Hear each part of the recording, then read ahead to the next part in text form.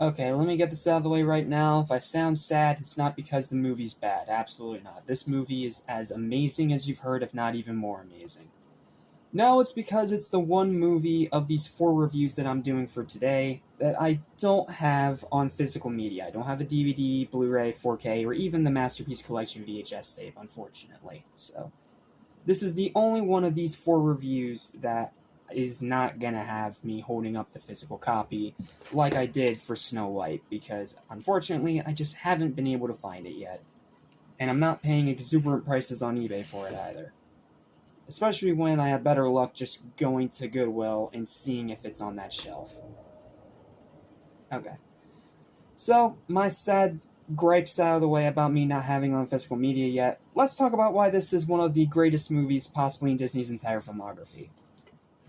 It's not one of my personal favorites, but it is definitely an amazing film that more than likely is going to be on many top 10 best lists of Disney overall.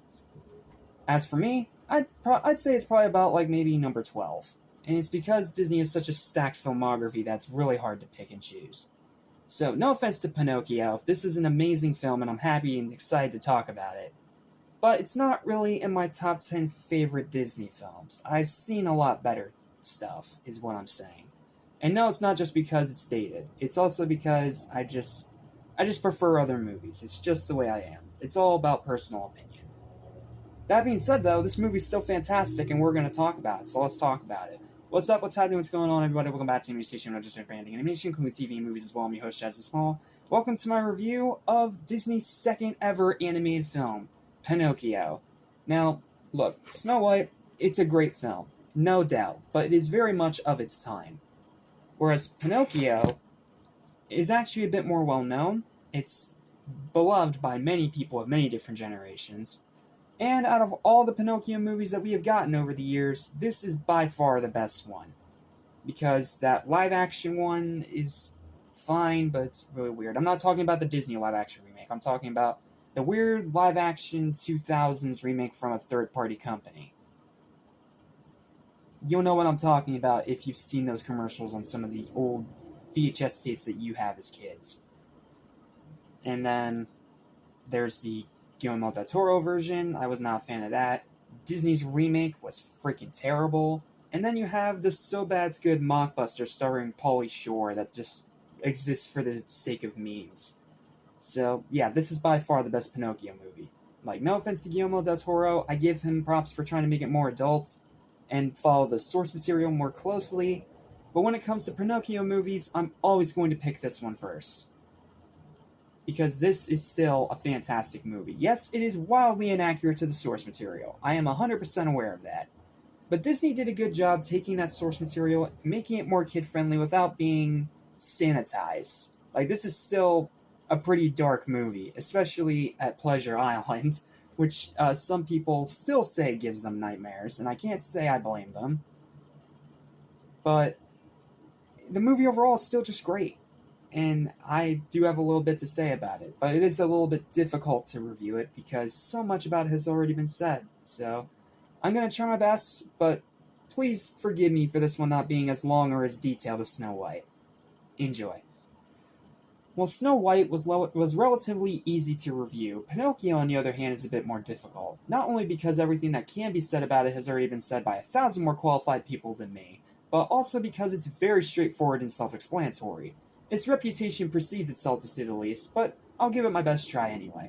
The animation is beautiful, the voice acting is great, the music is iconic, and When You Wish Upon a Star literally became the company's theme song. Enough said.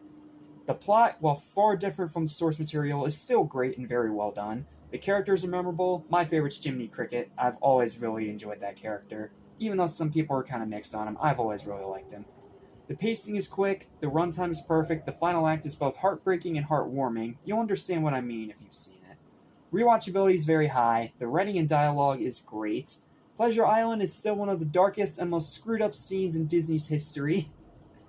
I'm not going to say why to spoil the surprise, but trust me when I say it might give kids some nightmares. I know this movie's probably rated G, but that one scene, that makes it PG. That one scene is so dark and screwed up, and I love it.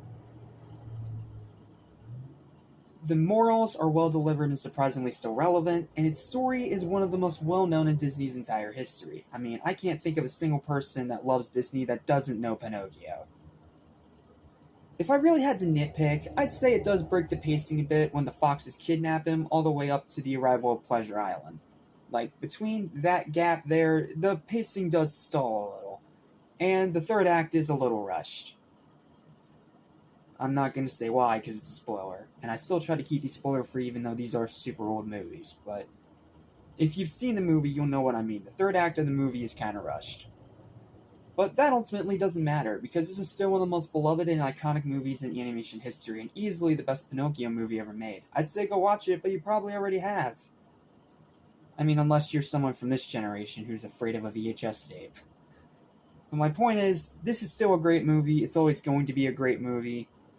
I just prefer other Disney movies. It's just a personal preference thing. This is still a fantastic movie, and I will not at all disregard anyone that puts it in their actual top 10 best list. I can definitely see why it is a huge favorite of many, and to this day, it is still highly regarded by Disney fans. So, let's go ahead and get to the final verdict for Pinocchio, before people try to shoot me in the comments section. My final verdict for Disney's Pinocchio is going to be a high, well-deserved, but not quite perfect, 9.5 out of 10. This is a fantastic movie, it's always going to be a fantastic movie, and for the rest of the time, it's only going to get better, especially with all the crappy Pinocchio movies that keep getting released after it. Like, with every bad Pinocchio movie that gets released, this original film gets better and better. To the point where it is the definitive version of this character. Even though, again, different than source material. Source material is way different than this. But if you can get around that one little minor grievancy, you're in for a fantastic movie that kids are going to love, that adults still love, and that I think even teenagers might like. I don't know. It all depends on your personal taste in film. Me, I love this film. It's just not really a top 10 contender for me. So, that's it. That's all I've got for Pinocchio. So thank you guys so much for watching. Please don't forget to like, share, and subscribe for more videos like this almost every single day. And stay tuned, because next up, oh man, we're talking about one of my all-time favorite Disney movies. Still to this day. This is a movie that blew my mind when I watched it as a kid, and now I get to finally talk about it here on Animation Station, and needless to say, I am very, very excited about it. So, I'll see you guys next time when we dive into what I consider a flawless masterpiece. One of Disney's greatest achievements, and one of the best Disney movies ever made. I'll see you next time for Fantasia. And to say I'm excited to talk about it is an understatement. I'll see you in the next review. Listen, I want to forget. So listen and you won't regret. Be true to yourself, don't miss your chance, and you won't end up like the fool who